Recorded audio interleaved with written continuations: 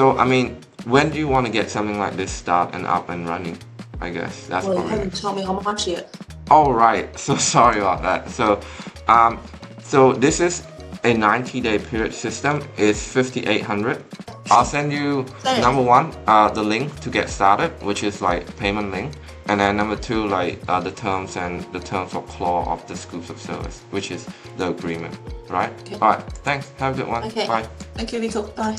Alright guys, we got our payment the following day, which is the 1st of March for 50% of the payment. In this video, I want to show you the exact script that we use to help our agency close high-ticket deal selling AI system to business owner. Now, before we get into the script, you guys have to understand that based on the recording that you just watched me close a real estate agent or mortgage broker before this video, you have to understand that real estate agent, like business owner in general, they don't care about AI agents or automations or this fancy trigger or the Zapier thing, right? But they don't care about that. They care about solution that gonna help them save time, make more money, bring in more client, or book more appointment. So you need to cater your presentation and your demo, your pitch deck, whatever it is, guys, you need to cater that as a solution and not going out of the way to show them fancy tech moves and AI demo that is not necessary, that seem cool but useless. Okay, and the second thing that you need to keep in mind is that in real world scenario, right, script does not really matter. You can't really repeating all this line by line, word by word. You have to adapt based on circumstance and the energy on that call. So what you want to do is practice, role play, and learn how to rephrase these questions in other way that is more soft, more casual, and more conversational. Right. So the first question that you want to start off is that, hey, Mr. John, what brought you into this call and what do you feel like you need help most in your business right now? So straight away with this question, we position ourselves as someone who serves, who willing to listen instead of a salesy salesman who try to push an agenda or products in their way. A business owner get this all the time. So straight away, we make a differentiation on that call. Right. And by the way, if you're watching it this far and you're going to stick to the end of the video, I'm going to give you a secret bonus on SMS, WhatsApp message to send to people before the sales call. Right. Second question is, which part of the business do you feel like you need help most with right now? And how do you think AI agents and automation could help with that? So straight away, this second question help link our solution to their pain point. Right.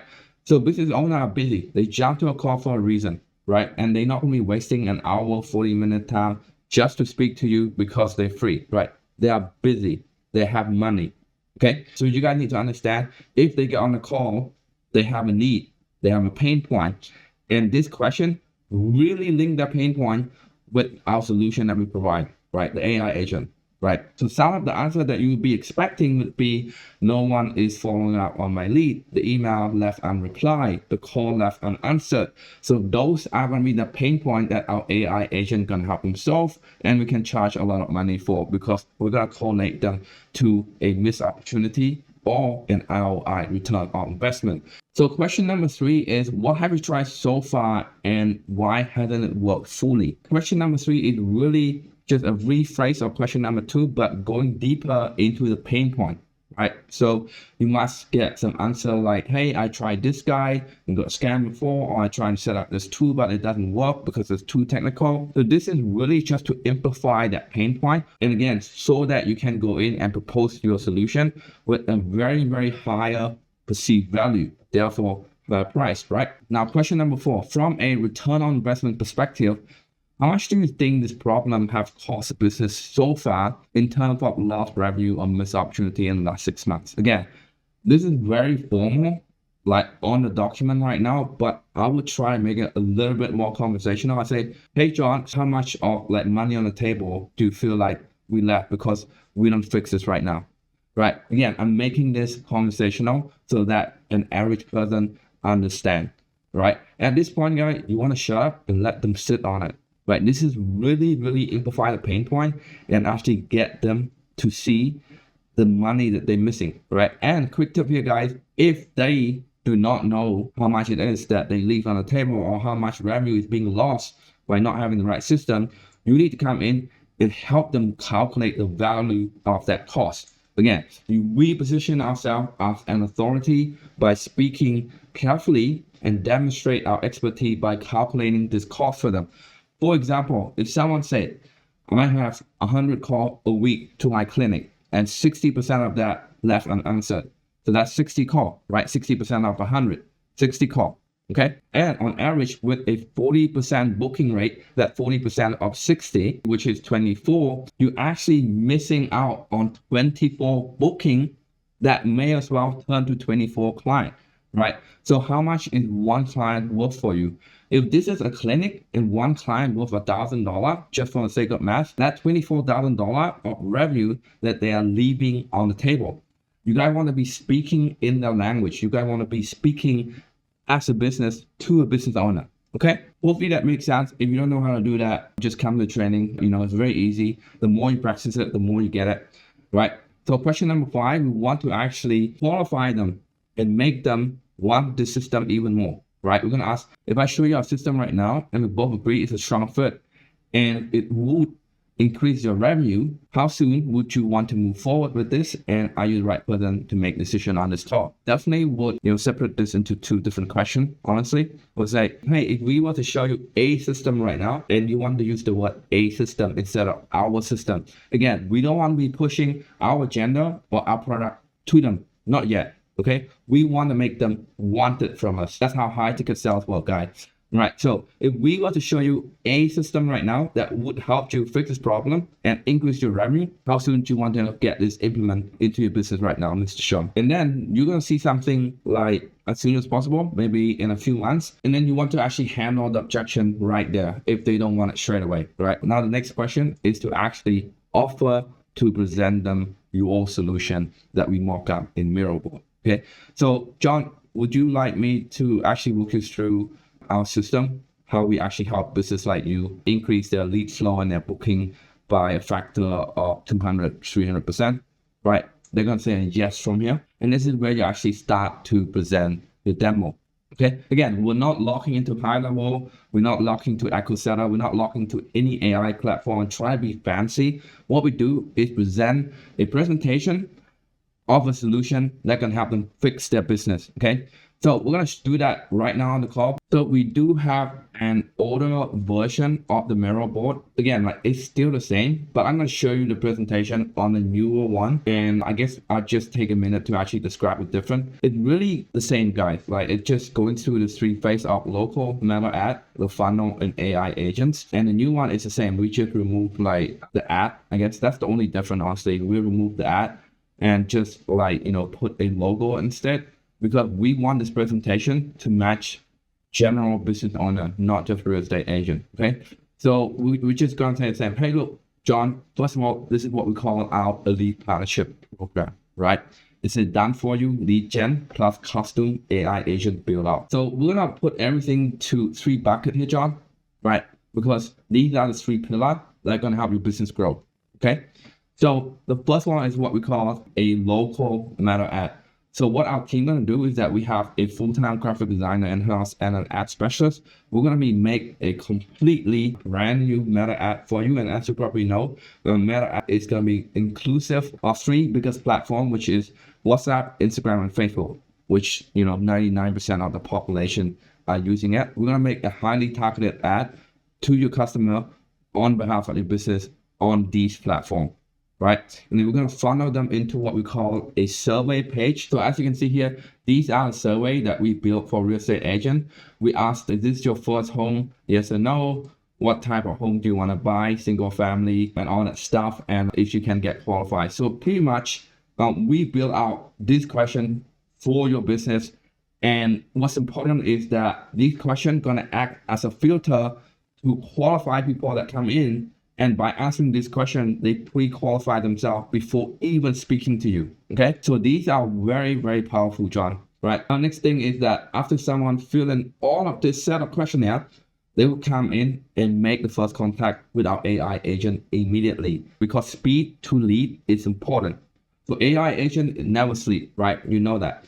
So if someone come in at 2 a.m., they fill in the form at 2 a.m., AI agent will ring them straight away at 2 a.m. okay? Both on SMS, WhatsApp, and voice AI, right? So you're gonna make a phone call and text them. Like some people just don't want to answer a call at 2 a.m., but we still gonna text them anyway. Are you interested? Yada yada. So the AI agent job is to do two things. Number one is to nurture them, make sure like they are talking to somebody the moment they finish filling in the form.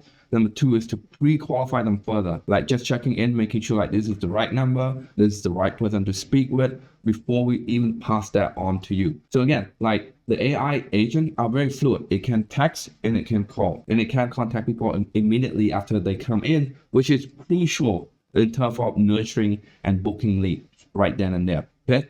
Now, the second thing that we have is what we call database reactivation, right? This is where we actually input our AI agent into your database, right? These are past client lists that you never talk to, that you haven't have a chance to re-engage. Our AI agent, again, will do all this texting, this WhatsApp, and if they reply, they will get a call from AI agent, again, which never sleep. And again, pre-qualify them and book a call onto your calendar. Guys, first of all, I'm just gonna break the script real quick. If business owner hear this, it's like gold in their ear, right? Because these are the keywords that they're looking for: pre-qualify, nurture, booking, automation, right? AI, right? You want to be speaking these language to them, okay? So obviously we have a few results here and a few benefit of joining the program with us. But again, like, you guys can, copy that or just modify it. Like, I'm just going to skip through that phase. It's just saying, hey, you have like one-on-one coaching, 24/7 support, and we have help other agents just like you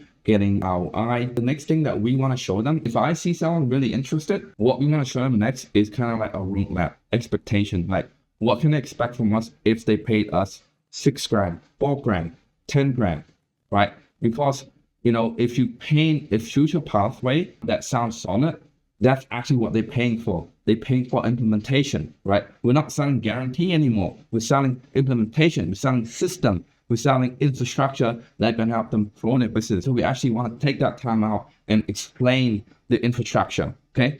So first of all, John, after all the payments and contracts and all that stuff went through, first thing you get is that you're going to get a one-on-one onboarding with me, right? I'm not going to outsource that to anyone. And again, you're going to get a roadmap and expectation agreement with us on a call, so you can see exactly what you're getting in return in terms of our scope of work. And then we're going to do an onboarding form intake to get to know your business a little bit more so that we can set up the right strategy for you, right? Next thing is that we're going to do auditing in your system, in your tech backend, to make sure that we understand what's going on in the current business right now in terms of technical setup, right? Now, if you have nothing set up, that's even okay. That's just part of the audit.